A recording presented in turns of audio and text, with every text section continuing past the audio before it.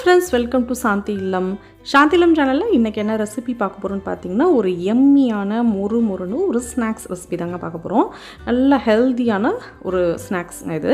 ரொம்ப பசங்களுக்கு வந்து கொடுக்குறதுக்கு ரொம்ப உடம்புக்கு நல்லது.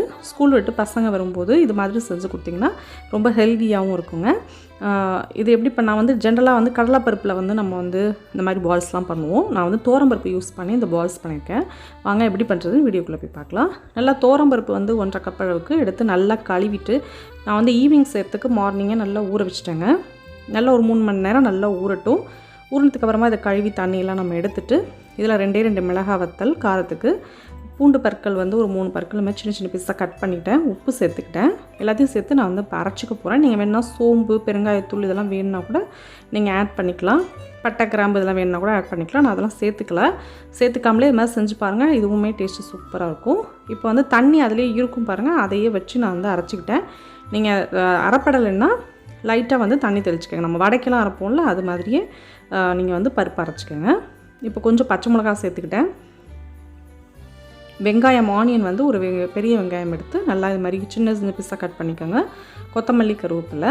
மெயினாக இது வந்து பார்த்திங்கன்னா பீட்ரூட் வந்து நல்லா ஒரு 2 பீட்ரூட் எடுத்து இது மாதிரி நல்லா துருவிக்கோங்க. துருவிட்டு இதை வந்து அதிலே சேர்த்துக்கலாம். சேர்த்து வந்துட்டு நல்லா பிசைஞ்சிக்க போகிறோம். நீங்கள் வந்து பீட்ரூட்டை வதக்கணும் அப்படின்ற அவசியம்லாம் கிடையாது. அப்படியே பச்சையாகவே இதை நல்லா நீங்கள் வந்து முன்னாடியே வாஷ் பண்ணிவிட்டு நல்லா துருவிக்கோங்க. 2 பீட்ரூட்டை எடுத்து இதோட நல்லா மாவோடு சேர்த்து பசைஞ்சிக்கோங்க. பச்சரிசி மாவு வந்து ஒரு 1.5 ஸ்பூன் அல்லது 2 ஸ்பூன் அளவுக்கு இதில் வந்து சேர்த்துக்கலாங்க. நல்லா முறுன்னு இருக்கும். அப்படி இல்லைனா கார்ன்ஃப்ளவர் மாவு கூட நீங்கள் மாவு கூட நீங்கள் சேர்த்துக்கலாம். ஸோ அவ்வளோதாங்க, பிசைஞ்சாச்சு. டக்குன்னு சிம்பிளாக வந்து தயார் பண்ணிட்டோம் பார்த்தீங்களா. இப்போ இதை நல்லா பால்ஸாக உருட்டிக்கங்க. நல்லா சுட நல்லா ஆயிலில் வந்து நல்லா சூடு பண்ணிக்கோங்க. நான் வந்து கடலை எண்ணெயில் தான் நான் வந்து போட்டிருக்கேன். நீங்கள் வடை மாதிரி கூட இது மாதிரி தட்டி போடலான்னு போட்டுக்கலாம். இல்லை கட்லட் மாதிரி கூட செய்யலாம். இப்படின்னா இது மாதிரி பால்ஸாக ஊட்டி நம்ம வந்து போட்டுக்கலாங்க. நல்ல கலர்ஃபுல்லாக இருக்கும். பசங்களுக்கு வந்து ரொம்ப விரும்பி சாப்பிடுவாங்க. உள்ளே நம்ம வந்து பீட்ரூட்லாம் இருக்கிறதே வந்து தெரியாது. நல்லா பிசைஞ்சிட்டோம் பார்த்தீங்களா. பீட்ரூட்டு இந்த காயெல்லாம் சாப்பிடாத பசங்களுக்கு இது மாதிரி செஞ்சு கொடுத்துட்டிங்கன்னா சூப்பராக இருக்குங்க. உடம்புக்கும் ரொம்ப நல்லது. செக்கில் ஆட்டினா கடலை எண்ணெயில் தான் நான் எல்லா ரெசிபீஸுமே நான் வந்து போட்டிருப்பேன். ஸோ அது மாதிரி கிடச்சிதுன்னா நீங்கள் செய்யுங்க. அப்படி இல்லைன்னா நார்மல் எண்ணெயில் கூட நீங்கள் செய்யலாம். ரொம்ப உடம்புக்கு ஹெல்த்தியாக இருக்குங்க. ஹெல்த்தியான ஒரு ஸ்நாக்ஸ் ரெசிபி தான். பசங்களுக்கு வந்து இதை நம்ம செஞ்சு கொடுக்கலாம். டக்குன்னு ரெடி பண்ணிடலாம். ரொம்ப கஷ்டம்லாம் பட தேவையில்லை.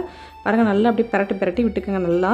ஏன்னா நம்ம பால்ஸாக போட்டிருக்கிறதுனால மேலெல்லாம் நல்லா வேகணும். அதனால் நல்லா இந்த மாதிரி பிரட்டி விட்டு இப்படி எடுத்துட்டிங்கன்னா சூப்பரான ஈவினிங் ஸ்நாக்ஸ் வந்து தயார்.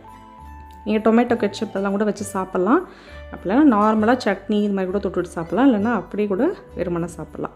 இது மாதிரி நீங்களும் வீட்டில் செஞ்சு பாருங்கள். இந்த ரெசிபி பிடிச்சிருந்தால் லைக் பண்ணுங்கள், ஷேர் பண்ணுங்கள், கமெண்ட் பண்ணுங்கள். Please subscribe.